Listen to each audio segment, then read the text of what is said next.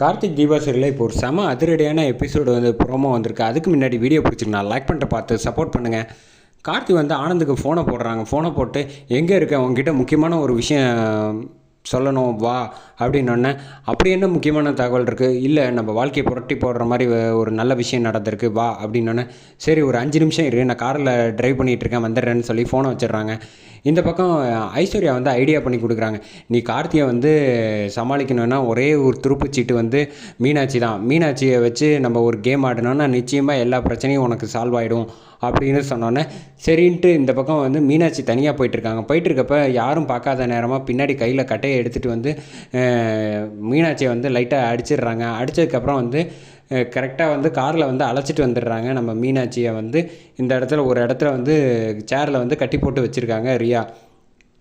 இப்போ என்ன பண்ணுறது அப்படின்னு யோசிச்சுக்கிட்டு இருக்கப்ப கார்த்தி வந்து சந்தோஷமாக வந்து கையில் வீடியோவோட வச்சுக்கிட்டு இருக்காப்புல. கார்த்திக்கிட்ட வந்து ஆனந்த் வந்து தட்டி தோளில் வந்து கூப்பிட்றாங்க. ஆமாம், என்ன ஒரு அப்படி என்ன முக்கியமான ஒரு விஷயமா என்னை வர சொல்லியிருந்த அப்படின்னு சொல்கிறப்ப கரெக்டாக வந்து கார்த்திக் வந்து ஒரு ஃபோன் வருது. கார்த்திக் வந்து ஃபோனை வந்து கட் பண்ணிவிட்டு மறுபடியும் வந்து ஆனந்த்கிட்ட பேசுகிறப்ப மறுபடியும் அடிக்கிறாங்க. என்ன ஒரே ஒரு நிமிஷம் பேசிட்டு வந்துடுறேன், அடிக்கடி யாருங்க நீங்கள், எதுக்கு தேவையில்லாமல் ஃபோன் பண்ணிக்கிட்டே இருக்கீங்க அப்படின்னு.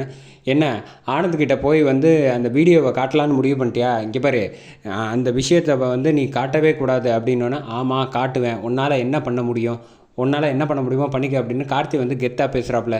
அப்போ தான் வந்து இங்கே பாரு, நீ போய் காட்டுறதை பற்றி எனக்கு ஒரு பிரச்சனையும் இல்லை, அப்படி காட்டினேன்னா உன்னோட மீனாட்சியை நீ என் கூட தான் என் பக்கத்தில் தான் கட்டி போட்டு வச்சுருக்கேன், அப்புறம் உன் விருப்பம், அப்புறம் உன் அண்ணி உனக்கு மேலே பாசம் இருந்துச்சுன்னு வச்சுக்கேன், நீ வந்து ஆனந்துக்கிட்ட காட்டாமல் இரு, இல்லை பாசம் இல்லைன்னா ஆனந்துக்கிட்ட காட்டிக்க. ஆக மொத்தத்தில் நான் ஒரு முடிவு எடுத்துட்டேன், நீ தான் வந்து இப்போ உன் கையில் தான் இருக்குது, நீ என்ன செய்ய போகிற அப்படின்னு சொல்லி கார்த்தி வந்து யோசிச்சுக்கிட்டு இருக்காங்க.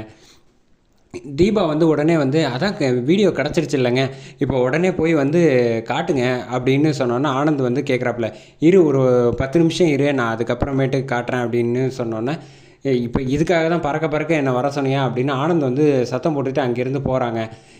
உடனே அபிராமி அம்மா வந்து கேட்குறாங்க, என்னப்பா அவன் கோச்சிட்டு போகிற மாதிரி இருக்குது. அதெல்லாம் ஒன்றும் இல்லைம்மா, ஆமாம் மீனாட்சி எங்கே இருக்கா, அவளை பார்க்கணுன்னு பார்க்குறேன், ஆளையே காணும் அப்படின்னு மண்டபத்தில், இங்கே தான் பக்கத்தில் போயிருக்கா அப்படின்னு சொல்லி கார்த்தி சமாளிக்கிறாங்க. தீபா கிட்ட பேசிகிட்டு இருக்கப்ப அதுக்குள்ளே ப்ரோமோ